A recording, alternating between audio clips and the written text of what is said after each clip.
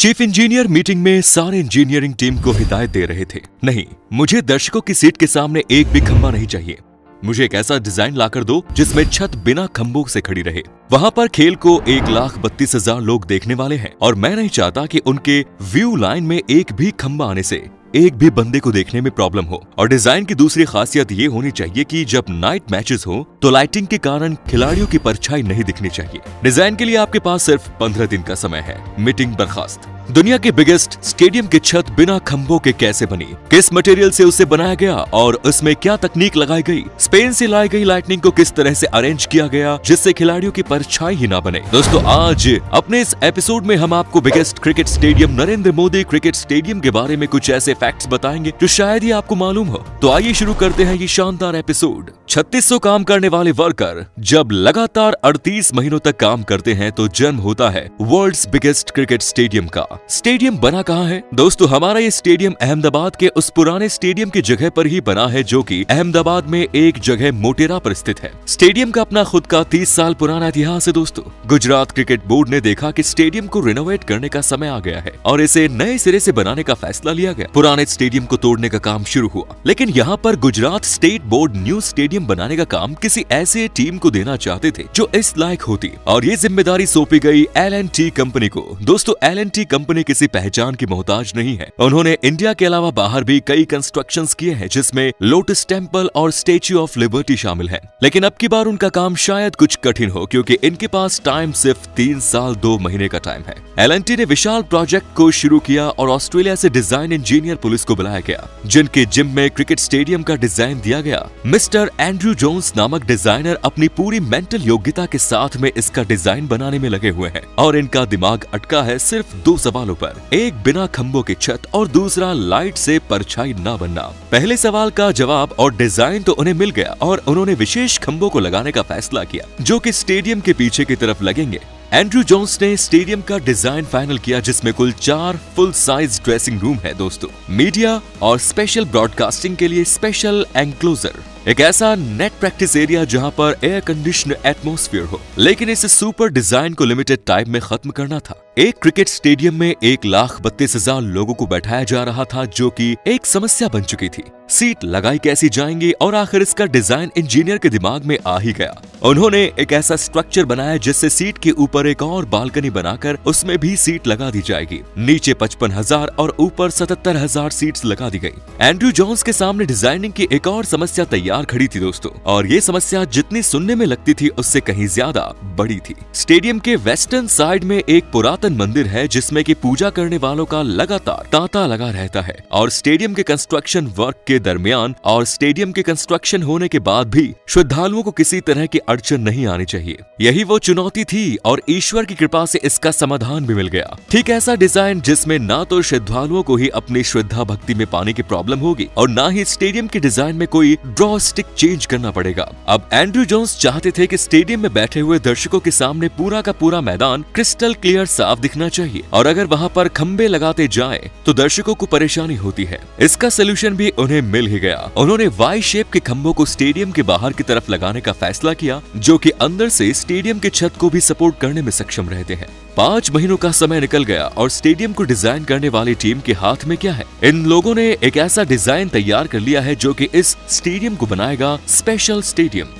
अब L&T construction का काम शुरू करती है। स्पेशल क्वालिटी ऑफ स्टील और सांचों में डाले गए ब्लॉक जो कि इस स्टेडियम के एक स्पेशल कंस्ट्रक्शन पार्ट होने वाले हैं बनाना शुरू कर दिए जाते हैं। दोस्तों, ये बात काफी महत्वपूर्ण है। स्टील की क्वालिटी को काफी अच्छा रखना आवश्यक है क्योंकि यही तो इस स्टेडियम को वो क्वालिटी प्रदान करेगा जो क्वालिटी हमें चाहिए। वहीं पर नजदीकी एक जगह में कास्टिंग का काम शुरू हो जाता है। स्टेडियम का सबसे महत्वपूर्ण हिस्सा है ये वाई शेप के कॉलम क्योंकि स्टेडियम का पूरा ढांचा ही नहीं के ऊपर निर्भर करेगा। एक कॉलम को बनाने में 600 किलो से ज्यादा सीमेंट का इस्तेमाल होता है। उसे सांचे में ढालने के बाद में 1.5 हफ्ते तक जमने के लिए छोड़ देते हैं। इस स्टेडियम को पूरी तरह से कंप्लीट करने के लिए 8,000 प्रीकॉस्टेड एलिमेंट्स चाहिए और उन सभी को बनाने में 45,000 मैट्रिक टन से भी ज्यादा सीमेंट लगेगा। दुनिया की बेस्ट मशीनरी और क्रेन का यूज करके इन कॉलम्स को उनकी सही जगह पर फिक्स किया जा रहा है। इस तरह के 84 कॉलम स्कोर खड़ा किया जाना है। हर कॉलम का वेट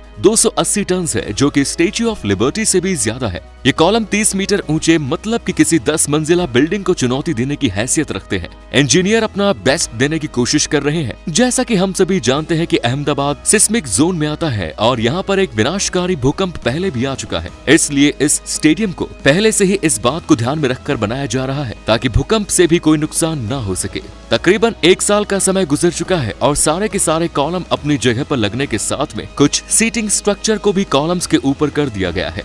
दोस्तों, एक और साल के बाद में स्टेडियम को देखने पर हमें स्टेडियम के शेप एंड साइज का अंदाजा मिलना शुरू हो जाता है, क्योंकि इस स्टेडियम को बनाते समय भूकंप विरोधी स्ट्रक्चर का ध्यान रखा गया है। इसीलिए इसकी रूफिंग स्ट्रक्चर के लिए अमेरिका की एक फर्म को जिम्मा दिया गया है जिसका नाम है वाटरप्रूफ। ये कंपनी दुनिया में कई ऐसे स्ट्रक्चर्स बना चुकी है जिनकी छत लाजवाब है और उनमें से कुछ स्ट्रक्चर्स में जो ट्रांसुलेट छत भी लगी हुई है। अगर हम बात करें दुनिया के पहले डोम शेप स्टेडियम की, तो वो भी इसी कंपनी के द्वारा बनाया गया है, क्योंकि अहमदाबाद एक भूकंप सिस्मिक जोन में आने वाला शहर है और इसीलिए इस स्टेडियम का छत को रूफिंग टेक्निक से बनाकर कुछ ऐसा बनाया है जो कि भूकंप जैसी परेशानियों के लिए सेफ साबित हो। इस कंपनी को दिया गया भारत में ये प्रोजेक्ट फर्स्ट प्रोजेक्ट है। दोस्तों, दर्शकों के सामने कोई भी खंबा ना हो, इसके लिए विशेष के खंबे बनाए गए और स्टेडियम के पिछले हिस्से में लगाए गए और उसके बाद लगाया गया एक कंप्रेशन रिंग, जो कंप्रेशन रिंग टेफ्लॉन से बनी हुई हल्की छत को दर्शकों के ऊपर तान कर रखता है। इस रूफ को यथास्थान फिक्स करने के लिए इटली के इंजीनियर को बुलाया गया। इसमें हजारों मीटर स्टील की केबल लगी हुई थी और सभी कुछ परफेक्टली सेट करने के बाद में स्पेशल छत को यथास्थान लगाया जाने लगा। हर तरफ से इस छत की टेंशन को बराबर ही रखा जाना था, क्योंकि ऐसा करने से ही छत परफेक्ट बैठती। प्रोसीजर कंप्लीट होने के बाद में स्टील केबल में बना हुआ वो स्ट्रक्चर हवा में तकरीबन 40 मीटर की ऊंचाई पर जाकर फिक्स हो गया। छत के स्ट्रक्चर में फैब्रिक लगाने का काम एक दूसरी टीम के द्वारा किया गया। दोस्तों, अब समय कम बचा था और काम काफी ज्यादा। 35,000 स्क्वायर मीटर के जापानी फैब्रिक को छत के स्ट्रक्चर पर परफेक्ट तरीके से फिक्स कर दिया गया। इंजीनियर्स ने बताया कि ये जापानी फैब्रिक फायर प्रूफ भी है और एक उत्तम क्वालिटी की छत बनाता है। दोस्तों, स्टेडियम तकरीबन अपना काम पूरा होने के कगार पर पहुंच चुका है, लेकिन सिर्फ 5 महीने का ही टाइम बचा है। इसलिए टीम डिसाइड करती है कि अब पिच को भी डिजाइन कर दिया जाना चाहिए। पिच को डिजाइन करने का काम शुरू कर दिया है। पिच को परफेक्टली बनाया जाना काफी महत्वपूर्ण है, क्योंकि अच्छे गेम्स हमेशा अच्छे पिच पर ही होते हैं और क्रिकेट का इतिहास गवाह है कि जब भी पिच की कंडीशन लो क्वालिटी रही तो मैच के ऊपर भी इसका काफी प्रभाव रहा। ये स्टेडियम कम से कम 17,000 स्क्वायर फीट की आउटफील्ड देता है। इस जायंट स्टेडियम में 11 अलग अलग पिचेस बनाई गई। पिच का काम कंप्लीट होने के बाद में अमेरिका से बरमूडा ग्रास के 250 किलो बीज बनवाए गए और घास को इस तरीके के साथ में लगाया गया कि घास ना तो इतनी बड़ी हो कि बॉल रोलिंग में परेशानी हो और ना ही इतनी छोटी होगी कि फील्डर को जंप करने में चोट लगे। तकरीबन सभी कुछ फिक्स हो गया था, लेकिन अब काम बचा था स्पेशल लाइटनिंग का। दोस्तों, लाइटनिंग इस तरह से की जानी थी कि प्लेयर की परछाई नहीं बननी चाहिए। आमतौर पर दूसरे क्रिकेट स्टेडियम में खंबे लगे होते हैं, उन पर लाइट जिनसे कि प्लेयर की परछाइयां बनती हैं, जो कि खेल में डिस्टर्बेंस उत्पन्न करती है। लेकिन इस जायंट स्टेडियम में लगाने के लिए स्पेन से स्पेशल 1500 किलोवाट की LED लाइट को मंगवाया गया और इन्हें कुछ ऐसे एंगल में सेट किया गया कि ग्राउंड में से कोई भी डिस्टर्बेंस उत्पन्न नहीं होगा और कोई भी शेडो नहीं बनेगा। एक और खास बात, इस स्टेडियम में घास के नीचे एक हाईटेक ड्रेनेज सिस्टम लगाया गया है दोस्तों, जो कि भारी बारिश के दौरान आधे घंटे में ही पूरे पानी को बाहर निकाल देगा। 34 महीनों का समय निकल गया और स्टेडियम लगभग तैयार हो चुका है और गुजरात क्रिकेट स्टेडियम को एक जायंट क्रिकेट स्टेडियम मिल चुका है। स्टेडियम के बाहर की डिजाइन पर कॉपर वेव्स को बनाया गया है, जो कि पास ही बहने वाली मां साबरमती नदी की जलधारा को रिप्रेजेंट करती है। स्टेडियम के चारों तरफ काली खुली जगह है और पूरे स्टेडियम को चारों तरफ घूमकर देखा जा सकता है।